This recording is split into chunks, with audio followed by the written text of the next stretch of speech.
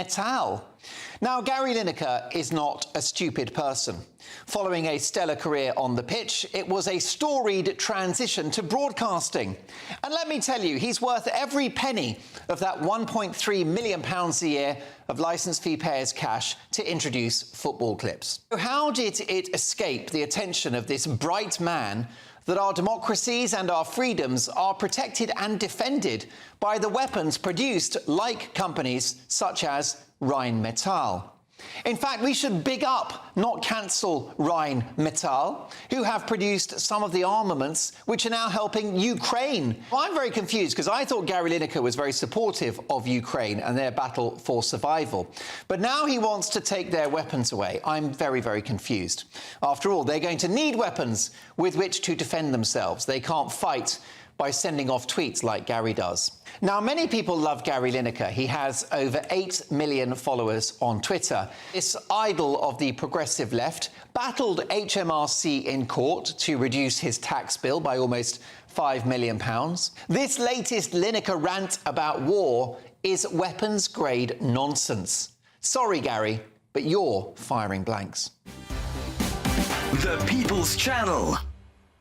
Hi there, I'm Michelle Dewberry, and I'm going to take a second to tell you all about my show, Dubes & Co. We start off with the issues of the day. We then bring in both sides of the argument. We get rid of the disrespect, and then you throw me into the mix. And trust me, I'll tell it exactly how it is. And then, of course, the magic ingredient, you at home. We mix it all together, and what have we got? In my opinion, the best debate show in town. Monday to Friday, 6 till 7 on GB News, Britain's news channel.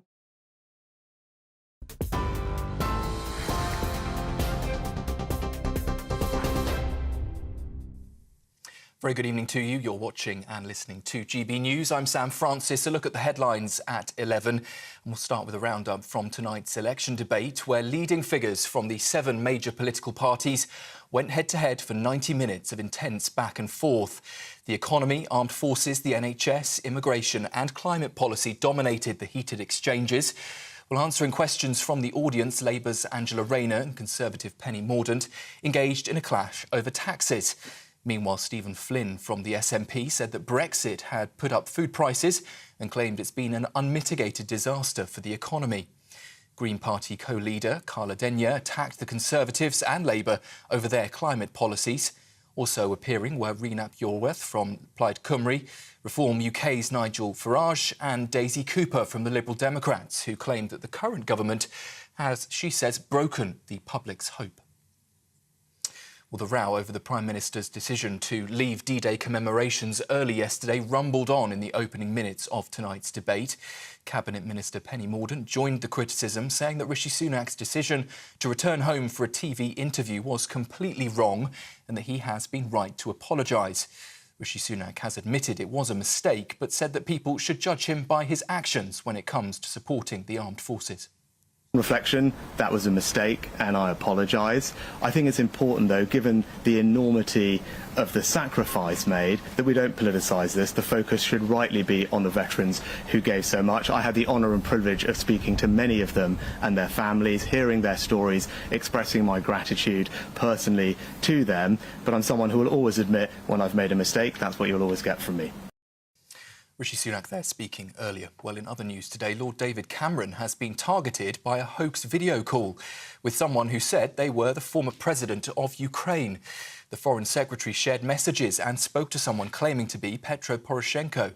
The Foreign Office has said tonight that David Cameron became suspicious after the conversation with an investigation confirming that it wasn't genuine.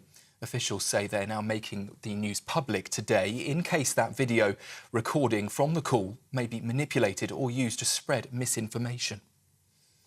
A man who opened fire with an AK-47 machine gun at a cinema complex in Liverpool earlier this year has today been jailed for 14 years.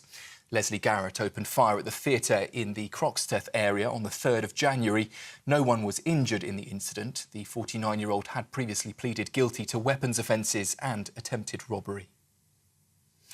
Divers, dogs and drones are now being used in a major search for TV doctor Michael Mosley, who's gone missing on a Greek island while on holiday with his wife. CCTV images have been released of the 67-year-old showing him shielding from the sun with an umbrella, wearing a cap, T-shirt and shorts. That's after he left a beach and disappeared in Simi.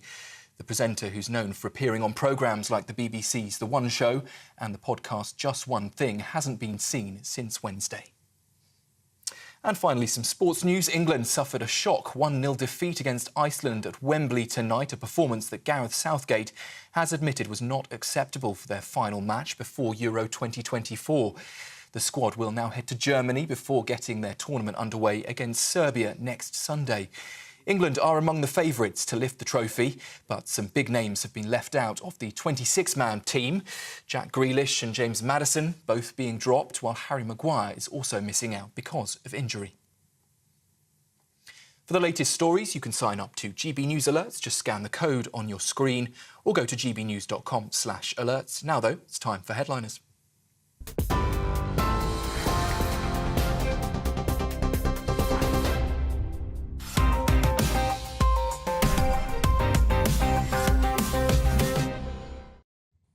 Hello and welcome to Headliners. I'm Nick Dixon, taking you through tomorrow's top stories for the next hour, and I'm joined by Headliners veteran, which means Rishi Sunak will probably abandon her. It's Cressida Wetham, and new recruit Damien Slash. How's it going? I noticed, Cressida, you've come dressed as Angela Rayner. How dare you? No, I've just come. I thought I'd wear a splash of red. Yeah, she's a trendsetter, or you're the trendsetter for her. I'm not I think sure. she turned up to that debate and she looked at her colleagues and she thought, this needs some colour. Yes. And she put a splash in. There's a danger you start saying the Tories are disgusting. That's the only danger. Well, you'll be pleased to hear I've been working on my Keir Starmer impression, so I'll be bringing that out today when we get to that story. But no, we're wearing the GB News colours here. We're going together. That was good. We're going to recreate the whole debate tonight, guys, but in a humorous way. But first, we've got to do the front pages, so let's have a look at those. We've got the Daily Mail, which has vanished Dr Mosley, did a wrong turn, lead to disaster. The Guardian has furious Tories turn on Sunak over D-Day snub. The Telegraph, Sunak to axe stamp duty for first-time buyers. The Times, Mordaunt hits out at completely wrong PM. The Eye, Tories in despair as Sunak D-Day gaffe destroys election hopes. The Financial Times has Sunak accused of handing gift to reform by skipping D-Day event. And those were the front pages.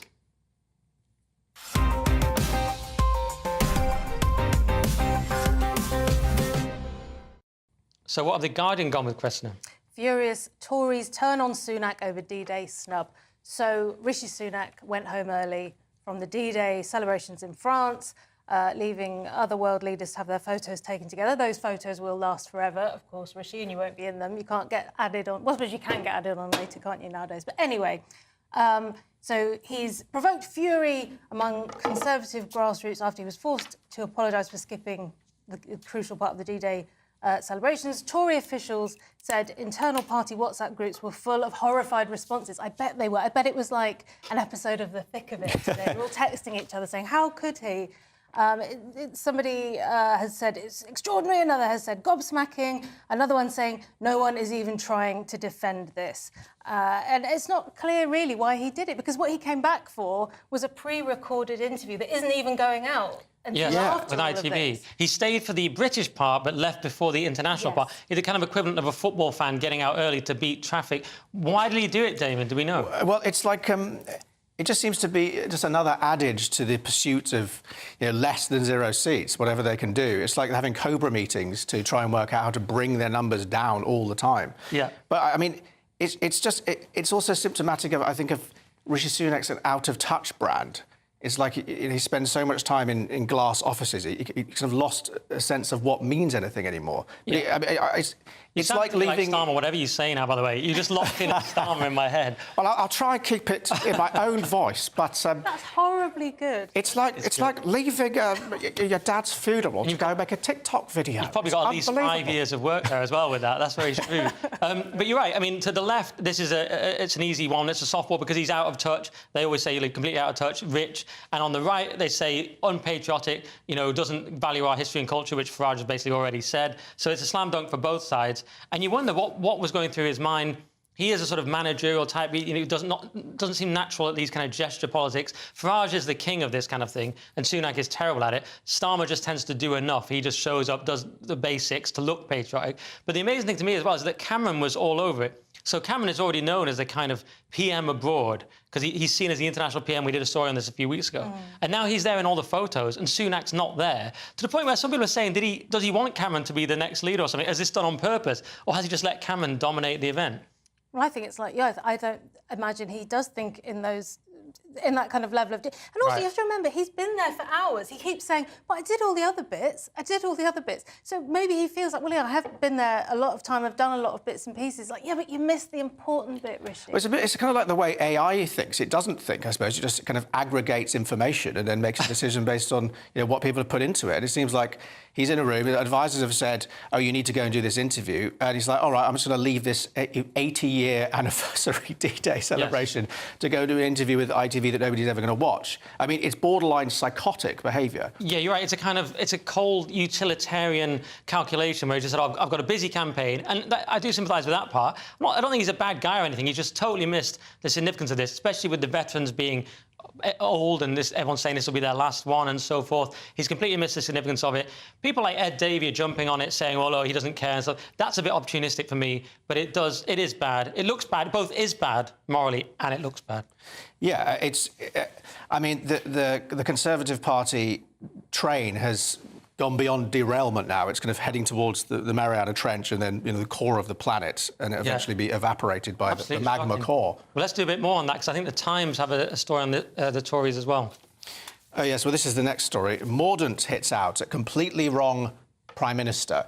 Sunak seeks to cut stamp duty after D-Day gaffe. So Mordaunt's now, stuck the knife in the debate, on top of one of the senior advisors quitting as well, which we'll see in another story. I mean, the whole thing is falling apart. As I said, the train's derailed, it's gone into the fields, it's still going very fast, but it's going in the wrong direction. And, Mordaunt said it was completely wrong. And that's the story in a nutshell. But Sunak has now announced that he's going to cut stamp duty. So, I mean, if you've got £1 million, you can now buy a house without paying that tax on it, which is great. Yeah, that's one way out of it. I mean, I watched a decent chunk of the debate. I was shocked at how Penny approached it. She was like, he was completely wrong. He said that. It was terrible. It's like, all right, calm down, Penny. Look, she was there to represent Sunak, but she made it sound like you sort of thought she's thinking about her future, saying how... It was wrong, but there's ways of saying it was wrong. Yeah, well, yes. And obviously, she comes from a military background, so maybe it's something that's just very, very important to her personally. Yeah. Other people are saying maybe it is because she wants to be the leader in future. I don't know. Yeah, I mean, did you see enough of the debate to think who won it? Because we've all got to be very balanced because it's the election period. I personally thought Rayner seemed nervous at first. Apparently, she came through later. I thought Mordaunt did pretty well under the circumstances. Farage, you couldn't help but feel and this is my objective view, it's not my GBNews view, the audience seemed stacked against him because they didn't clap at anything he said. Meanwhile, the SNP guy just said, oh, migration is great. And everyone just clapped. And then later he was like, oh, Brexit bad. Furious round of applause. So it seemed like one of those BBC audiences. Because he's a controversial figure, some people might behave like that in a public setting, regardless of their thoughts, mightn't they? It's not... recently, he was on there, and every time he'd make some kind of significant mic drop point and didn't get any reaction. Right. You don't think it's the BBC just grabbed the audience from the canteen of the BBC? Well, I mean, people are scared to clap for Nigel Farage.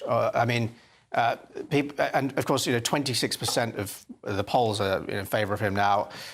So, I mean, you'd expect maybe 20% or even 10% to clap. But I think people are terrified of being seen to support him, especially in the BBC building. He made a point, and then I heard the one clap where somebody thinks everyone's going in, and then, oh, no, just me, and it's just cut. So it's kind of like the opposite of, you make me think it's the opposite of Stalin's applause. You couldn't stop applauding for Stalin, or something would happen to you, you'd be disappear. You can't start applauding for Farage. All right, well, let's do the Telegraph, who I think you alluded to this story already, Damon, but Cressida, we have the stamp duty story. Sunak to act stamp duty for first-time buyers. So Tories look to change election dynamic as PM apologises for early D-Day departure, mentioning that again. So he's now saying that first-time buyers will be able to buy a property up to the value of £425,000 without having to worry about stamp duty. That seems like quite a lot of money to me for a first-time buyer, so well done then. And this is on the same day that Starmer has now said he's going to back 5% mortgages. So they've both kind of got their wares out for first-time buyers. I mean, now all we need is some first-time buyers. And, of course, if you've looked at the property market, I mean, I don't know who's got enough money to be a first-time buyer, so I guess it's great if you're coming over from Dubai or China and you want to buy something, but for everyone else, it's kind of meaningless. Yeah, so we've got the policies in place, now we just need the actual money. That would be good. All right, that is the front pages dealt with, but coming up, Reform UK continues to gain on the Tories. Joe Biden apologises to Zelensky, and Sophia Starmer, is he scared of the BBC? See you in a minute. This is GB News, Britain's news channel. D-Day was shrouded in secrecy. Ken Hay was days away from landing in Normandy and still didn't know what was happening. I don't think we really appreciated what we were going into. Actually, on D-Day, I was on a 30-mile route march, and we see the planes going over and that sort of thing. And we realised that wherever they were going, then we got the news that, in fact, it was Normandy, and we knew we were scheduled for that. He arrived on Juno Beach at Coursieux-sur-Mer a few days after the main assault. The soldiers' role was to push forward into enemy territory. I didn't land on D-Day. I landed shortly after in June. I was in the infantry, so I was a rifle and I was up the front. While on night patrol on July 7th, his unit was attacked. My brother was a corporal in the same platoon, and he was out with me. He got back. 16 of us out of 30 got back. 5 of us got captured, and 9 got killed. Germans put him to work in a POW camp in Zabas, Poland. With Soviets advancing, the prisoners were forced to march for 1,000 miles. At one point along there, my leg was chopped. I lay down in the snow. If it hadn't been for 2 guys who fell back in the column and picked me up, I'd have just gone to sleep and frozen to death. 2 American tanks turned up on the 22nd of April, Sunday afternoon, and we were liberated. Ken feels pride for the role he played in Normandy and thanks God for keeping him alive. People say, why did you volunteer for the services? It was a completely different atmosphere then. You did your bit. The People's Channel. This is GB News, and we are Britain's election channel. This vote may seem to be about the politicians and the media, but it's actually about you. We won't forget that. Join us up and down the country as we follow every moment together. More than ever, it's important to hear all sides as you make your decision in the run-up to polling day. This is GB News, the People's Channel. Britain's election channel.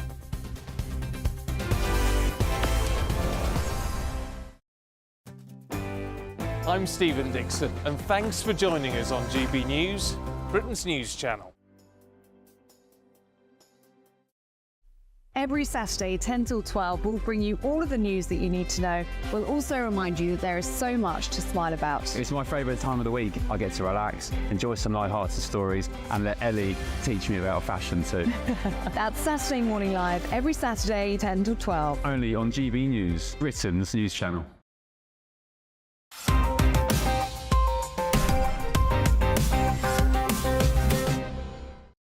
Welcome back to Headliners. I'm Nick Dixon, still here with Cressida Wetton, a.k.a. the Thinking Man's Angela Rayner, and Damien Slash.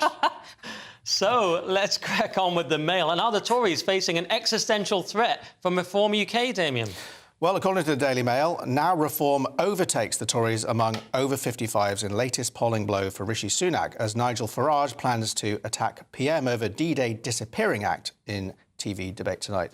So in this age group above 55, a new poll has shown that Reform have actually overtaken the Tories. So, I mean, it's only like week 2 or something, so quite scary for the Conservative Party. But, yeah, that's the kind of long and short of the story. Although in the slightly older group, 65 over, that margin does not exist. So it is in a particular margin between 55 and 65, it would seem. Right, so for Reform just need to keep encroaching on older and older people and capture the really old vote. But I know you mean they're sticking with the Tories.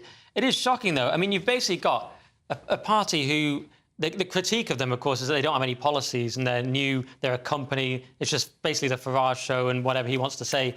And already they're polling so well. I mean, they're 19% of retirees compared to the Conservative 17%. That is extraordinary. Yeah, well, as you said, what did you just call it? The Farage show. Yeah, this survey, it says it was carried out after Mr Farage performed a stunning U-turn and announced he'd be standing for election. So reading the title, you think, oh, this is going to be about D-Day again. They've slipped up and it's caused Reform to go ahead. No, Reform began to make gains when Farage came back. Yeah. And it's interesting that it's the Gen Xers, it seems. I think 55 would still be classed as Gen X, not Boomer. So the Boomers are staying with the Tories and the Gen Xers are the ones who are joining the insurgency, it would seem.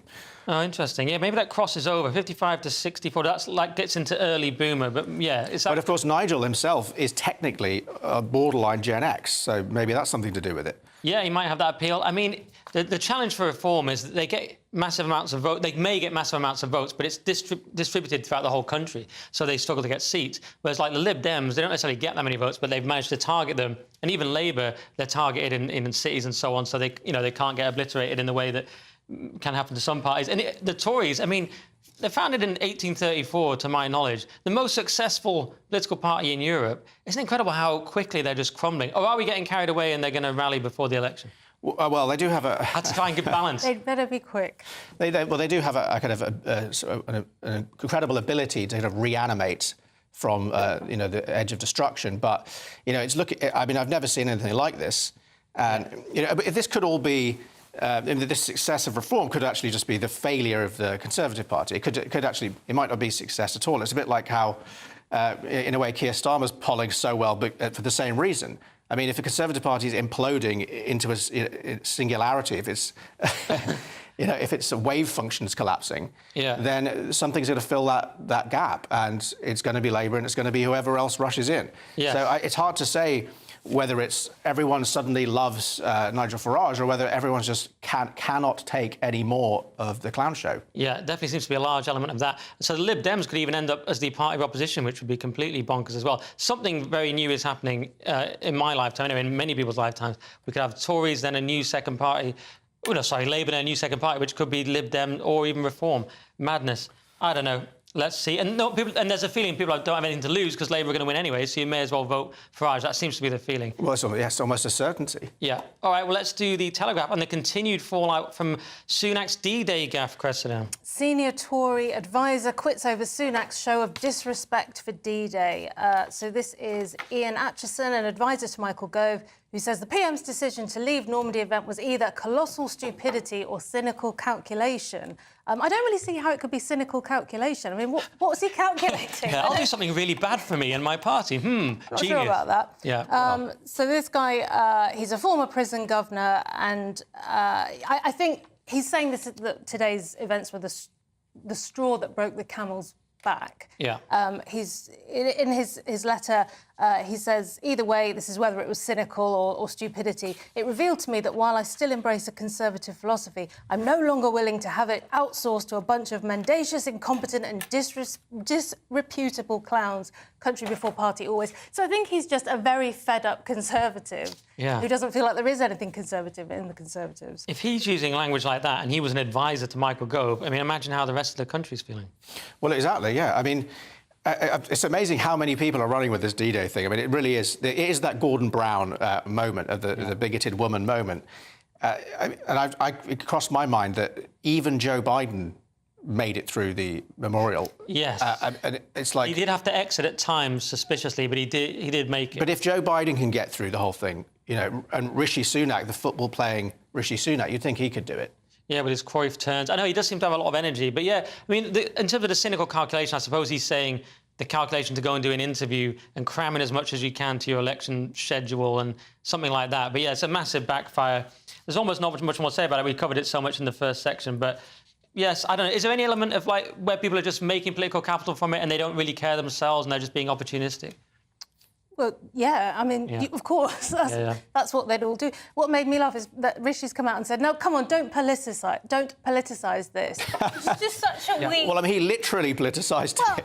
He went to do an interview. Event. How could it not be? Yes, exactly. I mean, he actually politicised D-Day by going to do a political interview, and now he's saying, oh, don't politicise it. I mean, yeah, I mean, the mental gymnastics I'm having to do to let him off on that one, I'm doing backflips. Although I have noticed Starmer, and if I'm out of date on this, the viewers can correct me. The last I checked, he actually has refrained from really taking advantage of it, and he's done the kind of classy thing of just saying, you know, you have to ask Sunak, and he hasn't done that thing of leaping on it, which I think is probably quite a smart. Well, exactly. He doesn't have to do anything at all. Yeah. I mean, he doesn't even have to do this BBC interview.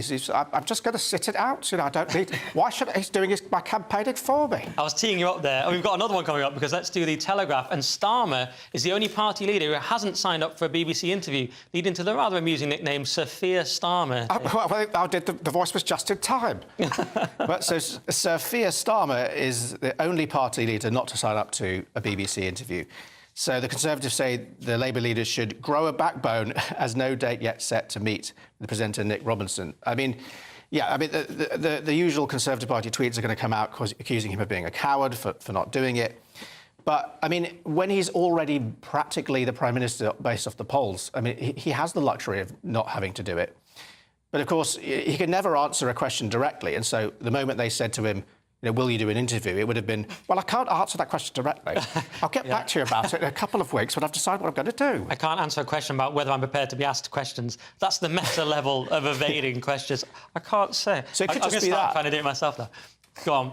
I just want to tell our radio listeners that we don't have Sir Keir Starmer in Correct. the studio. Yeah, exactly. He doesn't have to. He doesn't have to. And charisma's not his strong suit, in my opinion. So why would he? If he can delay it, then great. We're in extra time now, aren't we? Just don't let any other goals go in. Yeah. Well, yes, exactly. I mean, it seems. I mean, they're accusing him of being scared, but the more they do that, the more scared they seem. And I mean, if they want to pull back some numbers, they've got to. I think they have to kind of stop this strategy because it just.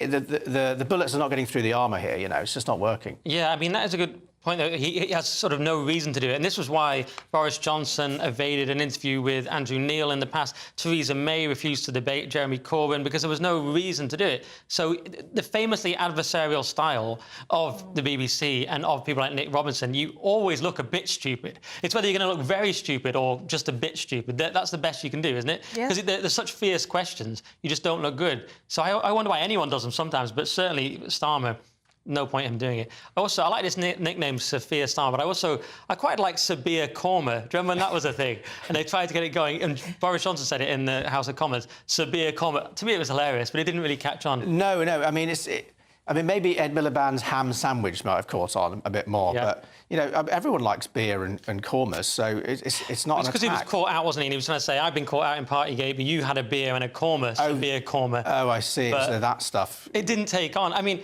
Starmer hasn't had his moment, has he? You talked about the Gordon Brown moment, and he's just avoided the landmines of any kind of... I don't know. What is a woman? I mean, right. that was, or he's maybe getting that's away with just that. the people I surround myself with, but we were outraged by that. Well, I think because we're on the brink of World War III and that kind of thing, I think people are starting to kind of, and of course the cost of living, inflation, all the rest of it, and the fact that the country's just falling to pieces. Yeah. That debate's kind of gone a little bit under the wayside now because it's kind of become a bit existential for everyone. True. And there's one last thing I will mention, though, because I know people will shout at me otherwise. He was poor on the poppy thing, because some people I've seen today on Twitter saying, well, hang on, Starmer took off a poppy, seemingly, to address Muslims, you know, when it was during the time you're supposed to wear the poppy. So you go, that wasn't very patriotic, perhaps, Starmer. So, but he's supposed to get away with it. He just gets away with it. Yeah, and I mean, that's something he could have a million excuses for anyway. Right. So this is not a good line of attack for them at all, I don't think. All right. Fair enough. Let's do The Guardian. And Poopin' Joe Biden, as some are now calling him online, has apologised to Zelensky. Is it mainly you? Yeah, no, I didn't write that. Joe Biden apologises to Zelensky for delay in US military support. So he's publicly apologised to the Ukrainian president for the months of delay in American military assistance that allowed Russia to make gains on the battlefield. And he's now announced a further $225 million in military aid to the Ukraine. And Zelensky's kind of shaking his hand and said, thanks very much. It could have been a bit quicker. I'm very grateful for it, I think. Yeah, and it's really just, it's not really an apology, of course. It's Biden just saying, oh, the Republicans stopped this going through. And so, yeah, that's what he's doing. Exactly. Yeah, and $200 million is nothing compared to the $68 billion they gave them just a few weeks ago. You know, it's like, it's piecemeal. And the truth is, there's no limit to how much money Ukraine's going to need, how many artillery shells they're going to need. And so 200 million's piecemeal anyway. So this is really just an opportunity for Biden to show he's supporting Zelensky. And, I mean, Yeah, I mean, I could talk a lot about Zelensky in Ukraine. I mean, in 2019, the Guardian and the rest of the media were running stories about his offshore accounts and the Panama Papers and all that kind of thing. And all of that's just been completely forgotten. I'm impressed that Biden remembered who Zelensky is, though, to be fair. We've got to be very fair about it. What do you think happened to Biden just before the break when he left? You know, because there's rumours, Trump has already done a little video saying something happened. He sort of waddled off. And there was this moment when he kind of stooped over really weirdly. And people are saying either something happened that I don't want to say at 5 a.m. or he was looking for a chair that wasn't there. Have you seen this footage? Yes, I have seen it. Have you seen it? I mean, yeah, it was a good example of fake news. I mean, I wish Biden had been doing the thing they were saying he was doing, but actually he was just very, very slowly looking for his chair. Which wasn't there. Well, it was there. It was just very far behind him. But eventually he found the chair, but the video was cut before that, so it did look as if he was relieving himself. OK, we're going to be very fair. We don't want to spread fake news. That is it for part 2. But coming up, Just Stop Oil ruin another wedding. The Olympics bans harmful words. And Germans are going to start smoking cannabis before driving. What could go wrong? See you soon. Good evening. It's time for your latest GB News weather update brought to you by the Met Office. It is feeling a bit fresh considering it is early summer at the moment and there will be some showery bursts around through the next couple of days, all due to an area of low pressure just to the north-northeast of us that's driving some cooler air across the country and also some showery bursts as well. The showery bursts will be pushing their way southwards as we go through this evening and overnight. Some clear spells in between, particularly across some eastern parts, eastern Scotland, northeast England perhaps, where we get the clear skies here. Temperatures could drop, could get into low single figures, possibly a touch of grass frost. Nonetheless, a bit of a fresh, chilly start for many of us tomorrow. If we take a closer look at what we can expect tomorrow morning then, starting off in the south, a relatively cloudy picture for some of us, but some showery bursts possible and some decent bright sunny spells maybe around the Bristol Channel. Also a swathe of cloud and rain affecting more central parts, that pushing its way southwards. Then across Northern Ireland, Northern England and into Scotland, a mixture of sunny spells and scattered showers. The showers will always be most frequent in areas exposed to that north-northwesterly wind. So northern, northwestern Scotland are going to see the most frequent showers, and here they will be pretty heavy at times. There could even still be some rumbles of thunder and a bit of hail mixed in, and all the time some sleet or snow is possible over the highest ground. The cloud and rain across central parts through the morning does shift its way southwards and breaks up as it goes, with brightening, sunnier skies developing across central parts as we go through into the afternoon. Temperatures just about getting into the low 20s, a bit disappointing for the time of year. Sunday then starts off on a bright note across southern parts, again pretty chilly for some here, but increasing amounts of cloud and outbreaks of rain will feed down from the north, and so particularly across northern parts it is going to be a bit of a damp day with some heavier bursts of rain possible. More showery rain to come as we go into the beginning of next week and no major rise in our temperatures. Hi there, I'm Michelle Dewberry and I'm going to take a second to tell you all about my show, Jubes & Co. We start off with the issues of the day. We then bring in both sides of the argument. We get rid of the disrespect. And then you throw me into the mix. And trust me, I'll tell it exactly how it is. And then, of course, the magic ingredient, you at home. We mix it all together and what have we got, in my opinion, the best debate show in town. Monday to Friday, 6 till 7 on GB News, Britain's news channel. GB News is Britain's election channel. And when the big stories break, we're tackling them on Britain's newsroom. When we disagree, and we disagree a lot, it's even livelier than normal. We don't disagree that much. We do. His comedy, though, is revolting. I knew her, unlike you. That explains Beverly Turner's temperament. It's a bit frothy in here, isn't it? He'll have one of me one day. For dartball practice. Britain's newsroom on GB News. Weekdays, 9:30 a.m. GB News, the People's Channel, Britain's news channel.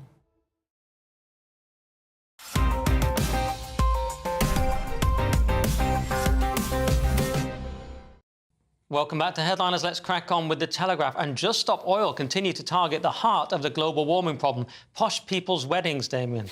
Yeah, Just Stop Oil protesters target Duke and Duchess of Westminster's wedding. An NHS nurse and a care worker arrested after setting off fire extinguishers outside Chester Cathedral. I mean, yeah, it's more of that stuff. And, I mean, right now, again, people are very distracted from, say, the climate apocalypse. So this message is kind of... I haven't even heard of this story before this.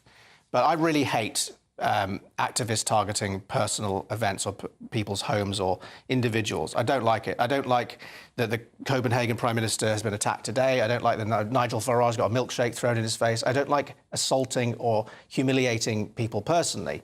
And I think it's just crackers, and I think it really damages... well, as if you could damage Just Stop Oil's reputation even more. I think they've managed to do that. It's a bit like the Zero Seats campaign from the Tories, exactly the same philosophy. How do we get people to absolutely despise us? You say that, but they're doing a great job of hiring 73 and 69-year-olds. They weren't kids. These were older ladies, which is infuriating to me. Yes, well, you can't mess with them. And they took all of this orange-painted extinguishers in these... there's kind of the shop, you can call them that, or this, mobile shopping trolleys. Yes. And I mean, you would never expect someone to pull out a fire extinguisher full of orange paint from one of those. You expect outside of a Batman movie, you don't expect it. It's a very Joker-esque tactic. It's like, who should we emulate? Oh, I know, the Joker. He was popular. I mean, and the link is so tenuous. Weddings are a time of coming together in celebration to make a commitment to the future. And then it says, however, for countless millions around the world, there is no future unless we come together to stop oil and gas. I mean, it's the most tenuous... Absolutely. And then it turns out that the Duke and Duchess of Westminster are into all the climate stuff anyway, and they do it in their charity work. They've picked the wrong people. I mean, they've got some footage. We're talking about it, some coverage, but no, bad move. I mean, if they did it to someone who's actually already in Just Stop Oil, they're like, oh, brilliant, thanks for honouring our wedding. And I think fire extinguishers, they need a lot of rubber, they need a lot of gas, they need a lot of steel, and all of those things require lots of coal and gas. So they've got to find a more environmentally friendly way of doing these things, because I mean they're the ones driving the oil prices up at this rate. They're doing it so often. Good point. They need to change a lot of things, I'm going to stay in. I don't like them one bit. Just Stop Oil? Yeah, they're just the worst. It's the age that really... I mean, if you were 19 and you haven't really thought it through, all right, fair enough. But the truth is, these people have got through 6 or 7 decades of using plenty of oil, thank you very much. Yes. And now, at the last minute... Boomers. Well, I just... No, very cynical. Old enough to know better. All right, let's do the Independent. And the worst thing to do to a conspiracy theorist is use the deep state to try and shut him down, Cressida. Alex Jones agrees to asset sell-off, giving up InfoWars control to pay $1.5 billion to Sandy Hook families. So far-right conspiracist Alex Jones has finally agreed to liquidate his assets to pay the $1.5 billion he owes. And before everyone shouts at us at home, you're quoting the Independent. That's not necessarily the view of GB News. Well... Or you.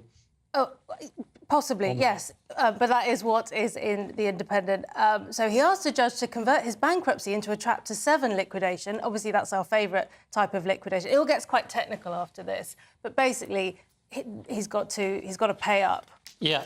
And he was targeted. I mean, I don't know what you think, Damien, but it was... he said these things about Sandy Hook, which were very ill-advised, but then he has been persecuted, by the system, whatever you want to call it. I mean, some might say this is a convenient timing during the election cycle to take out one of Trump's main advocates on a very popular platform. Well, they've been trying to take Alex Jones down for nearly a decade. I mean, you remember when Google and the big tech companies all, in perfect synchronicity, took down all his channels at once. And look, I don't like what he said, and it's a civil case. They're suing him. They're entitled to do that. He lost, so he has to bite the bullet on that. But the fact that it's 1.5 billion, I mean, that's more than Biden's giving to Ukraine in that latest announcement. It's more money than he has. Yeah. And I mean, it does look like it is the weaponization of the judicial system to some extent, but at the same time, he messed around and found out to an extent. So, I'm not worried about Alex Jones. I think he'll be fine. Yeah, just on the amounts. I mean, someone else pointed out on Twitter, quite interestingly, that the city of Uvalde, is a city... Yeah, Uvalde had to pay $2 million. $2 million. Yeah, and people are saying that they but their neglect of how they should have sorted it out. Yeah. They should have got in there quicker. Yeah. People are accusing them. So they're saying they've got blood on their hands. Yeah, and 19 children died, whereas Alex Jones merely commented on it, and it's 1.5 billion. So it does seem a lot. One other thing I might question is the Independent citing InfoWars a misinformation and conspiracy theory site. But some of them turn out to be right. I mean, he did pretty much predict 9/11. He even mentioned Bin Laden before it even happened. Whereas the Independent, I'd like to stack it up against their record. Well, it's roughly the same as the mainstream media. I mean, I was thinking he could just come out and say, I'm a conspiracy. My ranch is a conspiracy. It's all a conspiracy theory by the globalists. I do not exist. I am not real. Yeah. And just disappear. I can tell you watch the show a lot, which is the main thing. Well, it's all over Twitter, isn't it? Yeah. And your Twitter, because you keep searching it. Go on, Chris. Well, I think he's not doing that, but he is suggesting that people turn up and make a human ring around his office when they come for him. Yeah, that's what I'll be suggesting when people come for me here. What, both your followers? No, I'm joking. He's gone a bit Trump, hasn't he? He's gone sort of. He's calling out to. He's got until the 14th of June to operate his business without any trouble, and in that time, it's like he's trying to create as much anger in his fans as possible. Yes, he did cry about it on there the other day, and literally cry and say they're trying to destroy us. I mean, ultimately, so I'll be doing later tonight. As long as he can afford a phone, his platform is not going to disappear. That's the thing. You can take it all away, but he'll still be on X talking away. So too big to cancel. All right, well, let's do the times. And Germans will now be allowed to smoke cannabis before driving. Hitler will be spinning in his grave, David. I mean, this is this story is just absolutely remarkable. Order, I don't know. Sorry, carry on. It's a remarkable story. Germans allowed to smoke cannabis before driving under new law. I mean. Yeah, the opposition CDU calls the passing of legal THC limit a black day for transport safety in Germany. So basically, Germany decided that you're allowed to be a little bit stoned when you drive, like you're allowed to be a little bit drunk when you drive. I mean, we're talking very, very low numbers here. I mean, to be honest, this story's but not both together. If you've been drinking alcohol, you're not allowed to smoke. Well, we all know what happens when you combine those two. Everything gets very wobbly. I know I don't. I deplore all drug use, and I don't drink anymore. So, yeah, it's all disgusting to me. But what's happened to Germany? It seems so un-German, this, to me. But isn't this kind of a non-story, sorry, in Lewis's absence? Because the amount's so small that they're trying to make an equivalent... They're showing you how much alcohol you could have in your blood and saying that this amount of cannabis is even lower than that. So, presumably, you wouldn't know, you wouldn't feel stoned. Well, I don't know. I mean, the marijuana these days is very different to how it was when we were young. But no, I mean, you haven't lived until you've been down the autobahn with a massive joint in hand. Yeah, it really is exhilarating. No speed limit, joint in hand. What could go wrong? Let's do The Guardian then. And Lenny Henry says some BBC dramas no one cares about are ending, Cressida. Lenny Henry rues fate of black TV dramas after 3 little birds axed. So his Windrush ITV show cut after just 1 series as TV industry loses funding streams. And maybe that's why it's been cut. So he told The Guardian he was concerned about a trend for new shows being given just 1 shot as TV faced cuts caused by downturn in advertising and commissioning. So really what he's saying is there's not as much money as he would like. And he goes on to say that you need to have a big name if you want to get anywhere. Isn't Lenny Henry quite a big name? I think he was in about 1980. What do you think, Damien? Well, what do I mean, I think, I mean, he is right. Many black dramas are going to be axed as a result of this, what's happening. And I don't know if he's saying this is specifically a racial issue or not, but the truth is that just loads of stuff is being axed, loads of stuff is being made, nobody likes it, nobody's watching it. There's so many other places to watch amazing things that are designed just for you. And, you know, this system and this way of consuming content is dying and is going to continue to die. And, you know, it's not just, you know, black dramas, it's all dramas and all these ideas that seem to be coming from people who, again, are totally out of touch with what people actually want, and they're trying to compete with the internet rather than actually taking any real risks. And, you know, taking risks with identity is not the same as taking risks with ideas, and that's what they're not doing.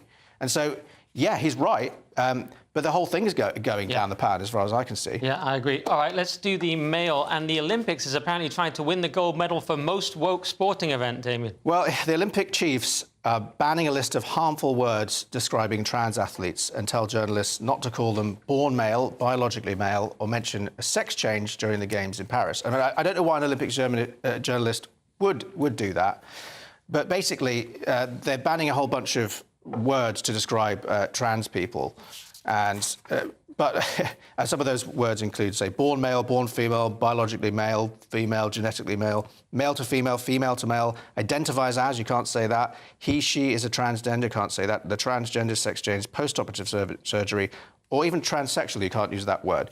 But what I found peculiar about all this is that the Olympics themselves prohibit or completely ban anyone transgender from rowing, boxing, athletics, cycling, swimming, rugby and cricket. So, I mean, they're They're giving with one hand and taking away with the other. You say it's empty virtue signalling, is that? Well, yeah, I mean, it makes absolutely no sense. Feels to me like they've really missed the memo on the trans issue. Well, unless, as you say, it's sort of compensatory, because obviously there are lots of people who would like trans people to be able to compete in the sport in the gender that they weren't born in. So I wonder whether it's a gesture to, even though they're not actually enforcing that. Mm-hmm. Yeah, I mean, they have. I mean, I don't think the Olympics chiefs have any right to control people's speech or tell them what to write at all. I mean, they're just trying to say, please don't use these terms that have been deemed offensive. But of course, I'm sure a lot of people will accidentally say certain things on that list, because not all of them are obviously offensive to anyone who's not completely clued up on this stuff. But at the end of the day, the Olympics, these Olympic organisations are outright banning trans people from competing, so they don't have a leg to stand on. I know these words 5 minutes ago were the right term for using it. It's that usual thing, if you've got to keep up. There's been so many of these lists of banned words, no one's ever listened to any of them. It's all nonsense. That is part 3 in the bag, but coming up in the final section, China's fake waterfall, nudists, and how to defend your country against poo balloons. See you in a minute. Nana are Queer, weekends from 3 p.m. Angela, what's on the menu? Well, the menu today really is the battle between King Charles and Prince Andrew about his home, Royal Lodge. It's gone on for quite a long time now, because increasingly the place looks very dilapidated. No paint, raw under the way that the whole thing's built, and King Charles gives him £3 million a year to have safety, and also another $1 million just to keep it going. And it costs about £400,000 a month to keep the place going. Really? So it is ridiculous that he's there. And I think it's like anybody, if you get to a certain age, his daughters don't stay there because they stay in London, you get to age when you downgrade. And it's not a big deal, it's not hopeless, it gives you a fresh feeling.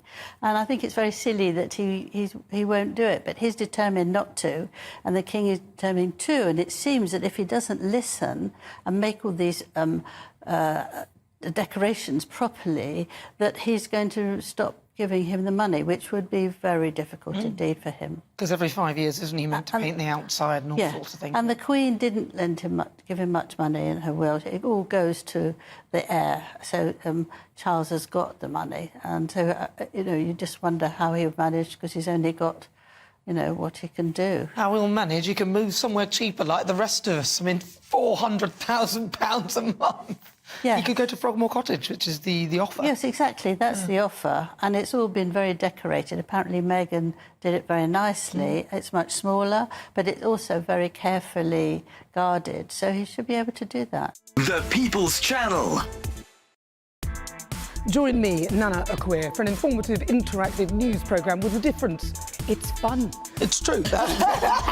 You're not wrong. No one will be cancelled. Lovely. Join me from 3 p.m. every weekend, only on GB News, Britain's news channel.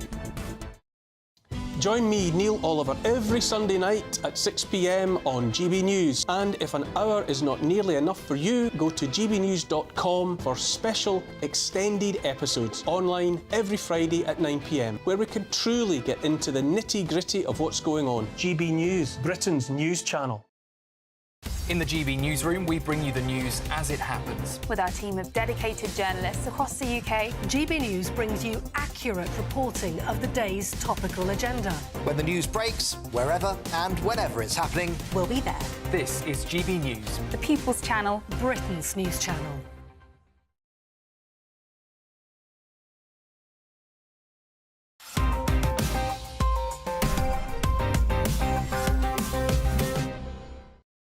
Welcome back to the final section of headliners. Let's crack on with the Metro. And I've always said the only way to retaliate to poo balloons is with pop music, Cressida. That's one of my sayings.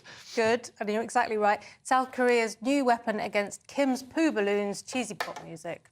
It's not just cheesy pop music, though, is it? North Korea's been sending these balloons filled with rubbish and excrement and all sorts of horrible things into South Korea. And in the first instance, they panicked and sent the bomb squads in and they went in the bags. No, it's just rubbish.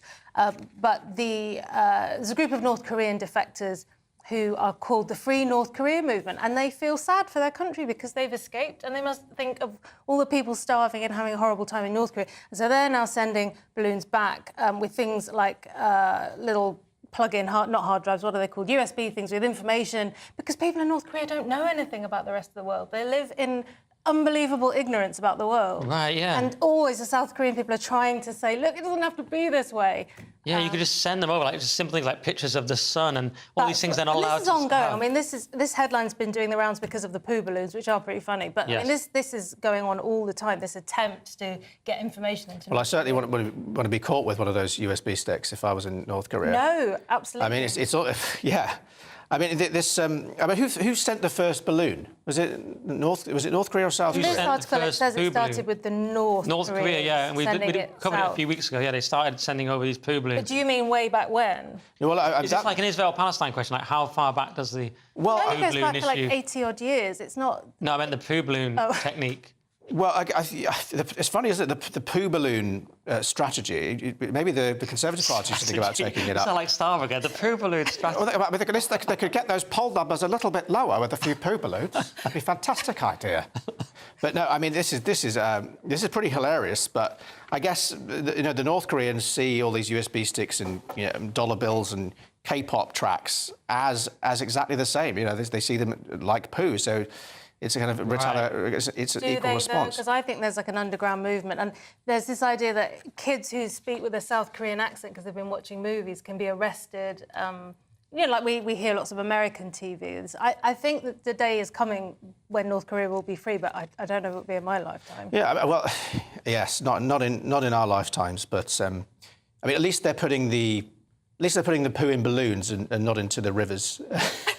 Well, that's the silver lining. That's probably the most times anyone's ever said poo balloon on a TV show. So let's do the sun. And China's most iconic waterfall turns out to be as fake as their economic statistics. Who is this? Oh, Cressida's one, isn't it? We can, yes. Or is it Damien? I'll take it if you want. It's Damien, so sorry. Well, yes, China's most iconic waterfall is found to be completely fake after embarrassing discovery is made at a 1,000-foot-tall tourist hotspot.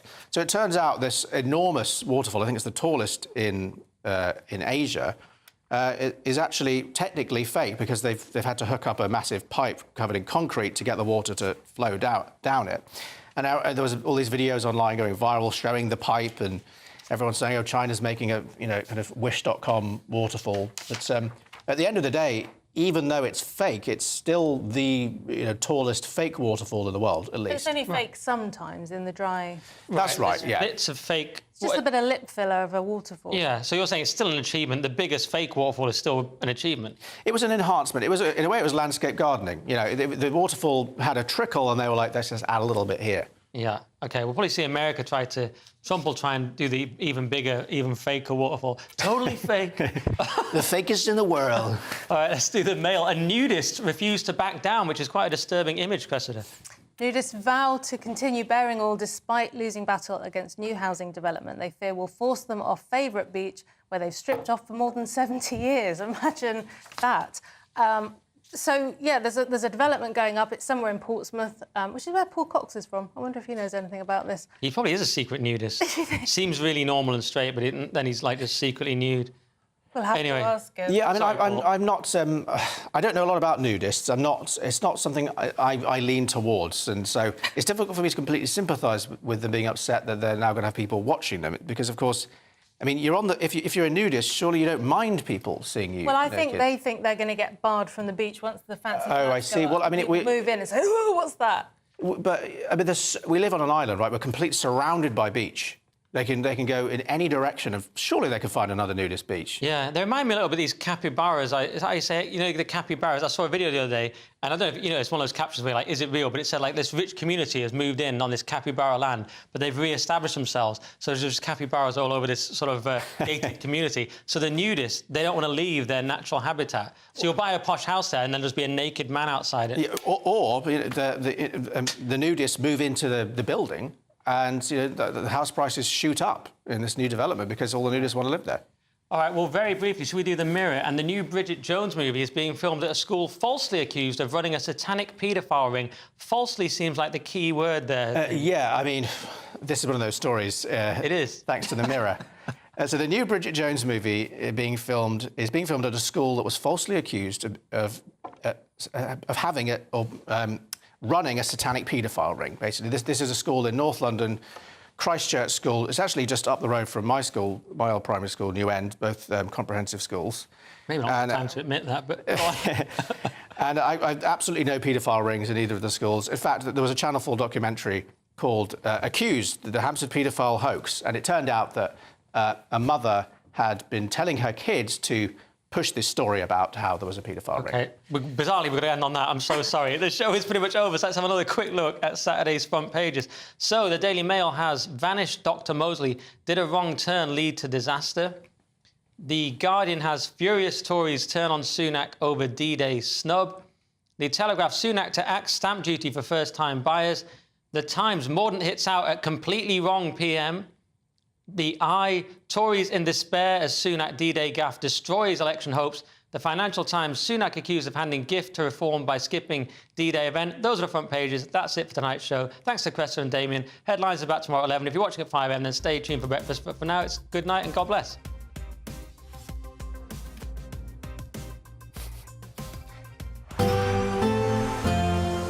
A brighter outlook with Box Solar, sponsors of weather on GB News. Good evening. It's time for your latest GB News weather update brought to you by the Met Office. It is feeling a bit fresh considering it is early summer at the moment and there will be some showery bursts around through the next couple of days, all due to an area of low pressure just to the north-northeast of us that's driving some cooler air across the country and also some showery bursts as well. The showery bursts will be pushing their way southwards as we go through this evening and overnight. Some clear spells in between, particularly across some eastern parts, eastern Scotland, northeast England perhaps, where we get the clear skies here. Temperatures could drop, could get into low single figures, possibly a touch of grass frost. Nonetheless, a bit of a fresh, chilly start for many of us tomorrow. If we take a closer look at what we can expect tomorrow morning then, starting off in the south, a relatively cloudy picture for some of us, but some showery bursts possible and some decent bright sunny spells maybe around the Bristol Channel. Also a swathe of cloud and rain affecting more central parts, that pushing its way southwards. Then across Northern Ireland, Northern England and into Scotland, a mixture of sunny spells and scattered showers. The showers will always be most frequent in areas exposed to that north-northwesterly wind. So northern, northwestern Scotland are going to see the most frequent showers, and here they will be pretty heavy at times. There could even still be some rumbles of thunder and a bit of hail mixed in, and all the time some sleet or snow is possible over the highest ground. The cloud and rain across central parts through the morning does shift its way southwards and breaks up as it goes, with brightening, sunnier skies developing across central parts as we go through into the afternoon. Temperatures just about getting into the low 20s, a bit disappointing for the time of year. Sunday then starts off on a bright note across southern parts, again pretty chilly for some here, but increasing amounts of cloud and outbreaks of rain will feed down from the north, and so particularly across northern parts it is going to be a bit of a damp day with some heavier bursts of rain possible. More showery rain to come as we go into the beginning of next week, and no major rise in our temperatures. That warm feeling inside from Boxed Boilers, sponsors of weather on GB News.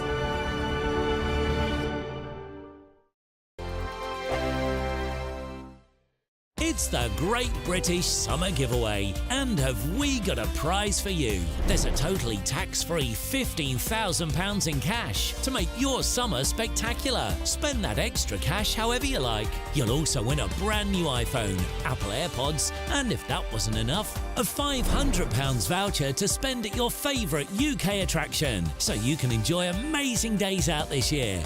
For a chance to win the iPhone, treats, and £15,000 cash, text prize to 63232. Text costs £2 plus one standard network rate message, or post your name and number to GB06 PO Box 8690 Derby DE1 9TT. UK only. Entrance must be 18 or over. Lines close at 5 p.m. on the 28th of June. Full terms and privacy notice at gbnews.com/win. Please check the closing time if listening or watching on demand. Good luck. Good afternoon, Britain. Good afternoon, Britain. Weekdays from midday, we bring you the most compelling stories from across the United Kingdom. And why it matters to you. From your doorstep to our inbox. That's right, we want to hear from you. Good afternoon, Britain. Only on GB News, the People's Channel, Britain's news channel. I'm Michael Portillo. This is GB News, the People's Channel, Britain's news channel. This is GB News, and we are Britain's election channel. This vote may seem to be about the politicians and the media, but it's actually about you. We won't forget that. Join us up and down the country as we follow every moment together. More than ever, it's important to hear all sides as you make your decision in the run-up to polling day. This is GB News, the People's Channel, Britain's election channel.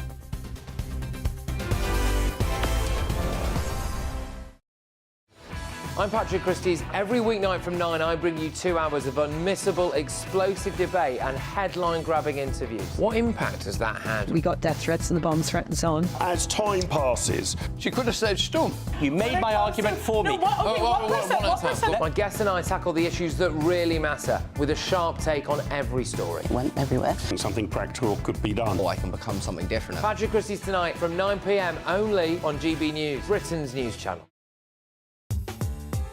I'm Christopher Hope. From pop stars to politicians, I'll interview anybody in a pub who's got a political opinion. Join me every Friday on Spotify, Apple Podcasts, YouTube or gbnews.com, or wherever you get your podcasts.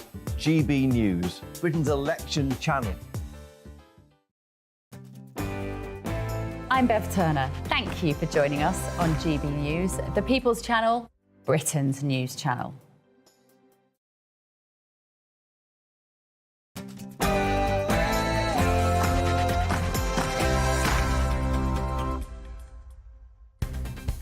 A very good evening to you. It's 7 p.m. on Friday, the 7th of June, and this is a GB News election special.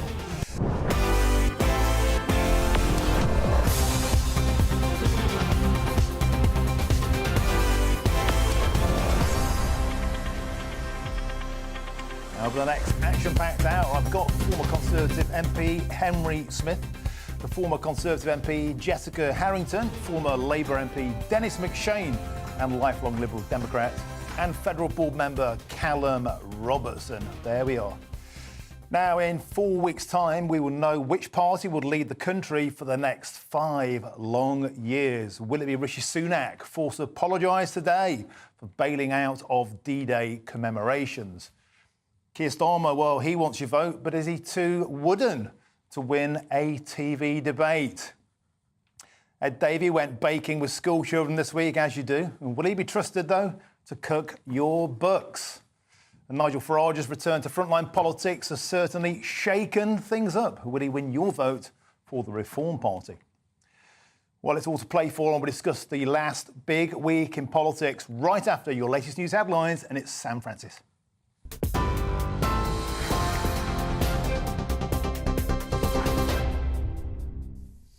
Martin, thank you very much and good evening to you. It's just after 7 o'clock. We will start with news from the election campaign trail. The Prime Minister has been heckled in Wiltshire as he resumed his campaigning this evening. Rishi Sunak was discussing economic track record among the Conservatives when a doctor shouted from the audience. The country is not stupid. They know when lesser qualified people are being used to conduct consultations. They cannot be coped with by half-qualified staff. And you will find out how much they earn. The amount that they earn is publicly declared on every website. Well, that interruption this evening came after he's been heavily criticised by opposition parties, veterans and even some of his own Conservative colleagues for leaving D-Day commemorations early yesterday. He has admitted that returning home for a TV interview was a mistake, but said that people should judge him by his actions when it comes to supporting the armed forces. On reflection, that was a mistake and I apologise. I think it's important, though, given the enormity of the sacrifice made, that we don't politicise this. The focus should rightly be on the veterans who gave so much. I had the honour and privilege of speaking to many of them and their families, hearing their stories, expressing my gratitude personally to them. But I'm someone who will always admit when I've made a mistake. That's what you'll always get from me. Standing on the cliffs that US soldiers scaled on D-Day, Joe Biden this afternoon warned against modern authoritarian threats. Speaking in Normandy, the US president stressed the need to support Ukraine, and he drew contrasts with his rival Donald Trump. He also urged people to stay true to the values that were fought for in World War II. We're the fortunate heirs of the legacy of these heroes. Those who scale the cliffs point to Hawk. We must also be the keepers of their mission, the keepers of their mission, the bearers of the flame of freedom that they kept burning bright. That is the truest testimonial to their lives. Our actions every day to ensure that our democracy endures and the soul of our nation endures. Joe Biden there speaking from France earlier. Well, here in the UK, Labour is pledging to introduce a series of new schemes aimed at boosting the availability of mortgages for first-time buyers. Among their plans would be an expansion of the mortgage guarantee, meaning that if a bank repossesses a first-time buyer's house, the government would compensate some of its losses. The Conservative Party has also unveiled its own measures, including a pledge not to raise stamp duty. This is a game changer. If you're a young couple and you want to have the security of a roof, your own roof over your head, this is a game changer, because many of those people, let's say a young couple, both on a reasonable wage, will be paying a fortune in rent, and because of that they can't afford to save for a deposit. And if you don't have a parent who can help you out, that means you're never going to get on the housing ladder. And elsewhere on the campaign trail today, the